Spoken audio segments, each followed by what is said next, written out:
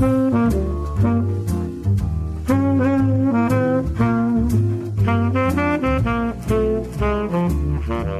listening to Taiwan Talk. I'm Alex Lewis. This week we're talking about fashion, specifically one fashion brand named ARMURE.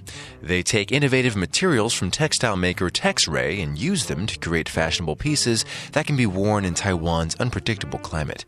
Joining me in the studio today from ARMURE are Benny and Alex.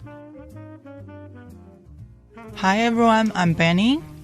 My Chinese name is Yunshen Ling. Hello everyone. Hi, I'm Alex, and I'm French. So I'm creative director of the brand ARMURE. All right, very good. So first things first, tell me about the Christmas pop-up event that you guys are having on December 21st, correct? Yeah. So we just recently the 1 month pop-up shop. This pop-up shop is in the Chigny S-Light, Chigny Champagne. The idea behind it was like in France, Christmas is kind of like a big thing. So we really wanted to present all of our products. So for people, if they don't know what to find or what to buy for their friend and family for Christmas, they can find like a original new product, especially like a whole new fashion kind of style. And the Christmas pop-up event, what is that specifically? It's kind of like hot wine or something like that? Okay, so yeah, on the 21st, we will organize like a Christmas gathering. We will like drink some hot wine and with cinnamon, because like actually I'm French, but I'm also half German. And then like during Christmas in my family, that's the kind of thing we do. We all gather and then we love to drink the hot wine, like eat some biscuits. So it's really like a fun time, so everybody get around. Okay, excellent. And so let's talk about ARMURE, like more specifically. So it says on your website that you want to change the perception of fashion made in Taiwan and go beyond its borders. So what do you want to change the perception to, and how are you going about that? Okay. Can I ask you a question? Is for you, what do you know about like fashion Taiwan? Like for most foreigner, they don't know what is like Taiwanese fashion. They don't know what's if there is any like Taiwanese brand that is famous. They don't know what people are wearing in Taiwan. So what we really want to do is like try to like change the perception of there is no fashion in Taiwan. We want to show that actually there is some creation, there is some new things that are done here, and also we want to promote like some part of the Taiwanese culture and change a little bit what people would think about Taiwanese fashion.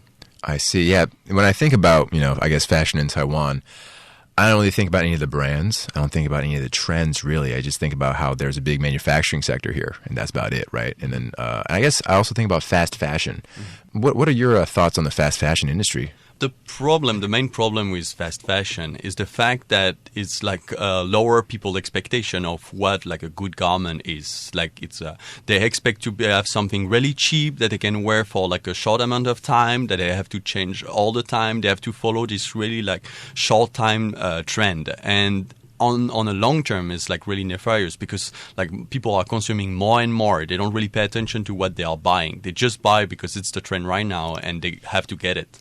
Mm-hmm. That's definitely a challenge for people in the fashion industry, you as well, right? So how do you persuade them to spend more money on clothing that will last longer and all that stuff?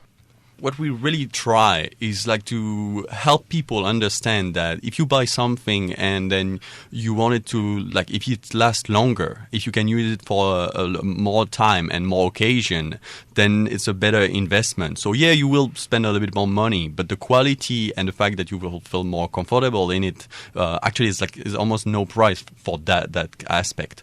The problem is like people are so getting used that, I buy a H&M or Zara stuff, and then 2 weeks or 3 weeks later it will get a hole or it will get damaged and I will just throw it away. But if they invest in something that they can have at least for like 6 months, 1 year, 2 years, and sometimes even more, then it's a better investment. It will cost more money, but it actually will get a better return because you don't have to change every 3 weeks or 1 month. Let's talk about the textile industry here. And how do you use, I guess, your proximity to the textile industry here for developing your own fashion? Because now we base in the textile company, and it's the very traditional kind of textile company. So we have their very new accessory and the source that we can use for the new technology fabric.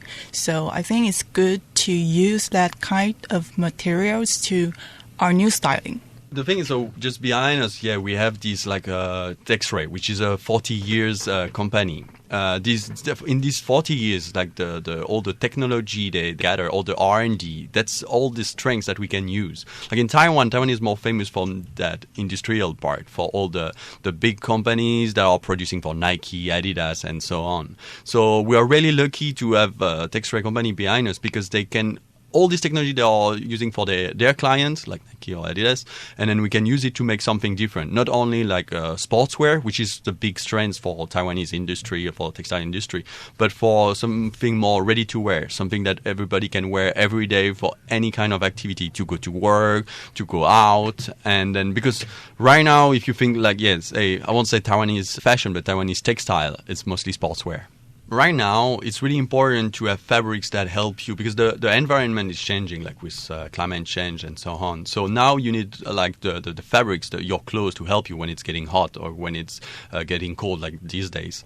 So we have like the TO technology that is absorbing the infrared and UV from the sun, and then it's keeping in the fabric, and it also give you a warmth, a global warmth. It's also sending you back your own heat and keeping it inside the fabric. So when you need it, when it's getting colder, then actually you are absorbing more heat, and then you get a better overall feeling.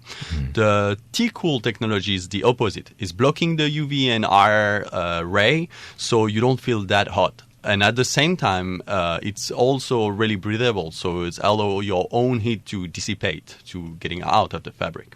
E-color technology is something more for like the sustainability. When you are producing fabrics and when you are using like all the dyeing, you are using a lot of water, a lot of energy, electric energy. The e-color is using some beads made of like with the color to change not the fabric after it's done, but the yarn itself. So actually, it's the yarn that is already have the colors, and then it's getting made into a fabric. That means that the color will last longer because actually it's the yarn, the thread that is making the textile that already has the color, and is using way less water and energy than the traditional, I would say, process. Okay. Adding on to how you want to change the perception, like what does the fashion brand stand for?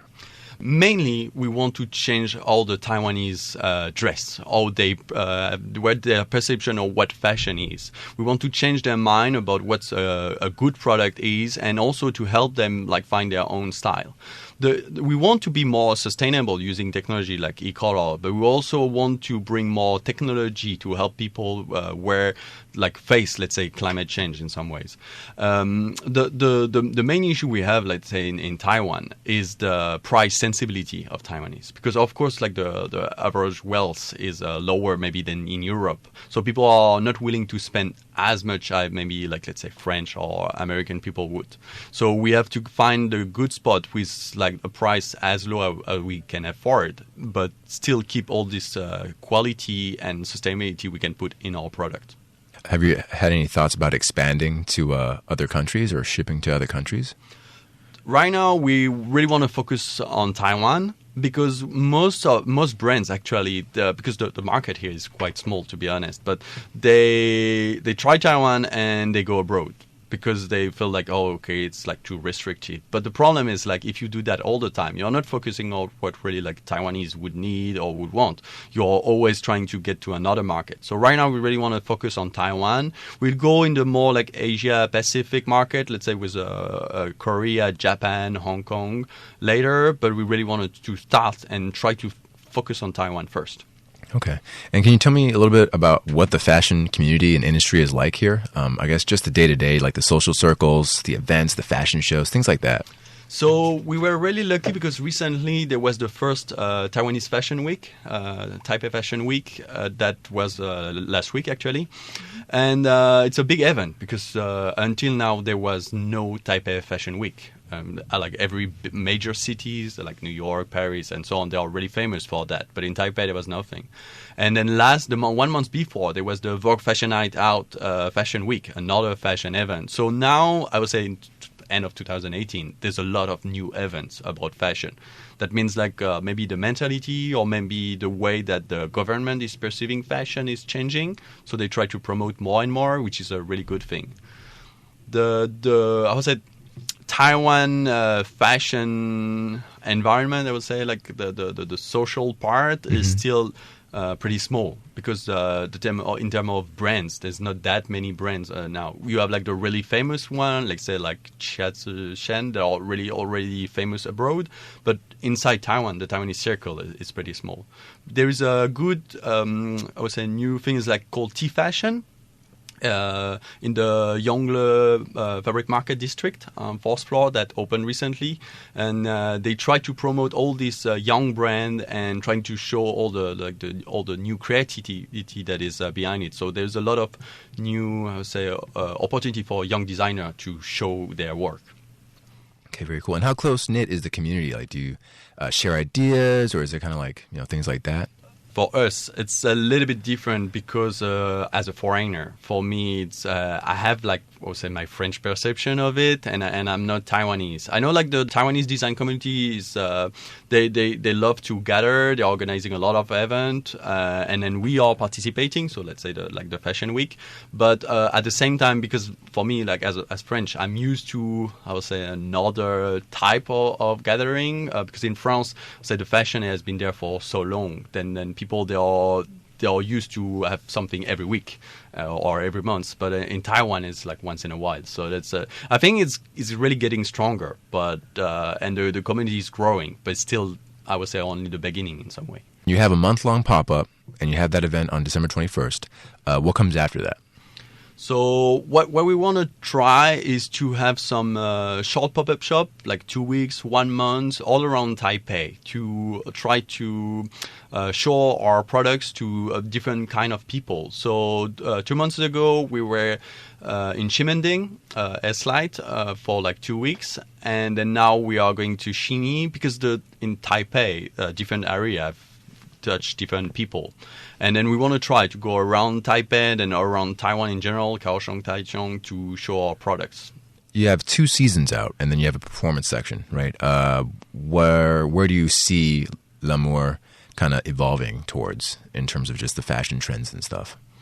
Like for every season, we are trying to make different things, different product. Of course, we use the technology. We have our like own designs that we are trying to create. But every season we are trying new products, trying different fabrics, trying to find a new aspect. So the first season was all about urban. What kind of clothes could you wear in the city when you have to go to sport, when you have to go to work, when you have to go clubbing. So that was for the first season. The second season went more about nature, where we have we're really lucky in Taipei and Taiwan in general because we can go out of the city, let's say in 30 minutes, and we can go to the mountain or we can go next to the beach. So we were trying to show what kind of product would you wear if you were going to the beach, if you were going to the mountain. So it was more on the natural aspect. The third one will be more about the technology itself, or what should look like the clothes in the next 5 years, 10 years, or we can use the technology and like expand on it. And on the side, we have the performance collection, which is really focused on what's Taiwanese industry is strong about. All the technology you can use to enhance your sports performance, or you can like help to dissipate the heat when you are running, or you can train better. All these aspects about the sport culture in general. What goes into your creative process? How do you come up with what technology to use for what item of clothing, things like that? We are a little, let's say, different from other like young Taiwanese brands in the fact that we start from the fabric because we have a textile industry behind us. So actually, they are the one that are bring all the innovation. They are saying like, okay, now we have this cool new fabric technology that you can use, and then what would you do with that? That's the thing. And they showcase and then show, our clients, like the big brands, they are doing that kind of products. So I think our point of view is, okay, they are doing that. This technology has these properties. How can we do something actually completely different, using the same technology, the same properties, but going almost the opposite way? Because they focus so much on the sport, performance part, which we only cater to the performance line. But how can we use that for every day? So that's the main starting point, is how to use technology, not in the way actually it was intended at the beginning, but how people would really need it. How do you integrate that into fashion? Exactly. Because like technology and fashion, they go like parallel. Like, but at the same time, there's some point, or you can see, okay, then let's say you have like the sneaker mesh that we use to make some jacket. Initially, the sneaker mesh it was made to make some sneakers, so the shoes. It was more breathable, so the hair can flow through. But why this property they only have to be on shoes? Maybe we can do some jackets, some bombers. So like when you hover it, like the heat can come out, and at the same time it's really comfortable to wear. Another aspect is like it looks really like futuristic because it looks like this net, this mesh that people they already have in mind because they already see the texture. It's familiar to them. Exactly. Mm-hmm. That's the thing. It's like how do you use the technology that people most of the time they're already familiar. They have seen in some really sportswear product because they are doing like soccer or basketball, but using all this familiar feeling to do a product they don't really expect. So they have this familiar feeling, but at the same time they say, "Oh, that's something new. I haven't seen that before." That's the main purpose. For me, I try to do more things on the items itself. The patterns have to fit to the Taiwanese body shape. So even the men's and the women's, I need it to be like it can let us feel that this item is specific for my body shape because most of the brand they made it in the overseas marketing. So I want our brand to focus on the Taiwanese kind of body shape, and it will be how to say that better and more comfortable. Yeah, we can have comfort and fashion at the same time. Yeah. We can both combine comfort and beautiful in the same time. Yeah. Okay. Which one of your clothes or like clothing items has been the most popular or the best received? Actually, it's the cardigan, like the ARMURE cardigan that I'm wearing right now. It's funny because I wouldn't have expected that. Like I was so used to wear cardigan with suit under my suit because it's warm, but it's easy. You can go with almost everything.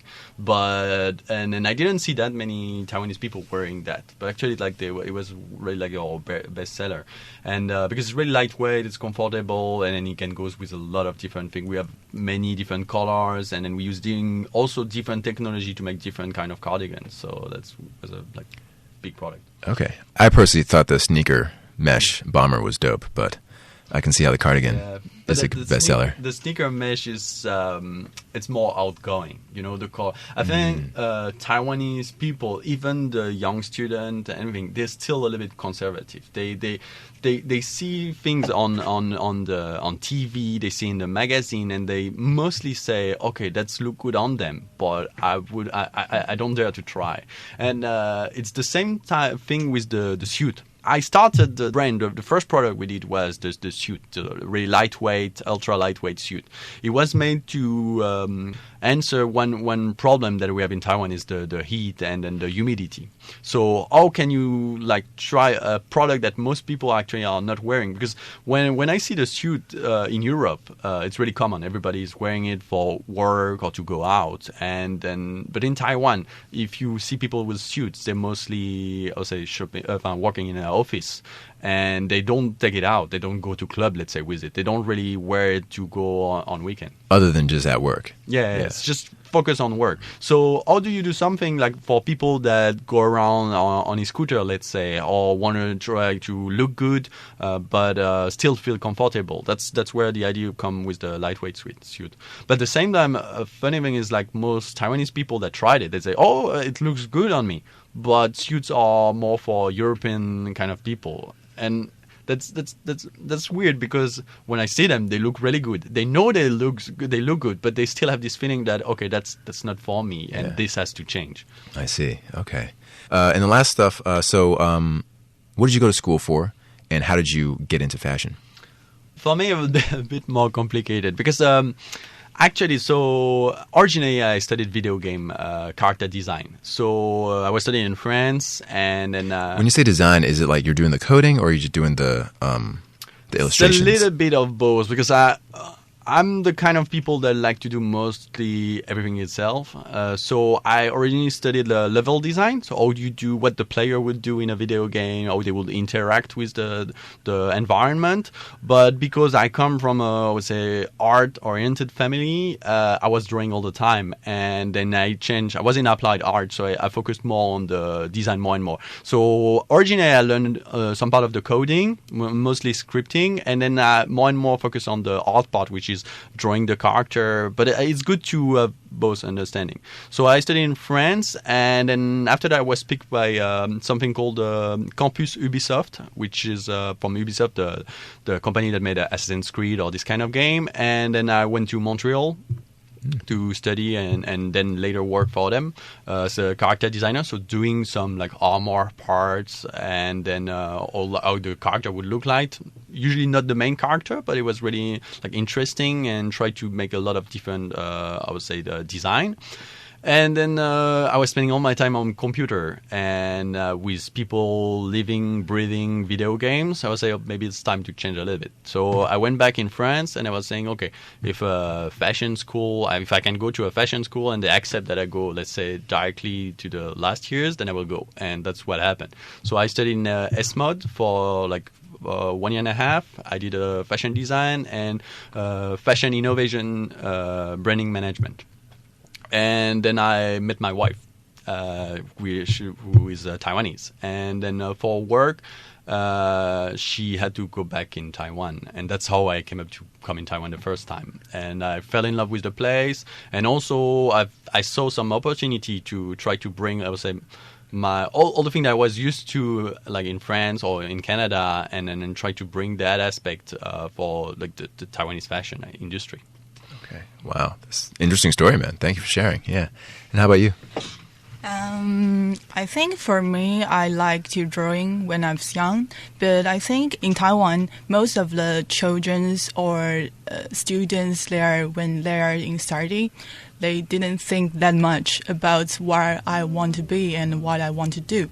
But when I have the time to choose, I think is in the university. And I have to start it that when I don't need to learn anything, then what I can do and what I want to do. So that's what I'm into this fashion area.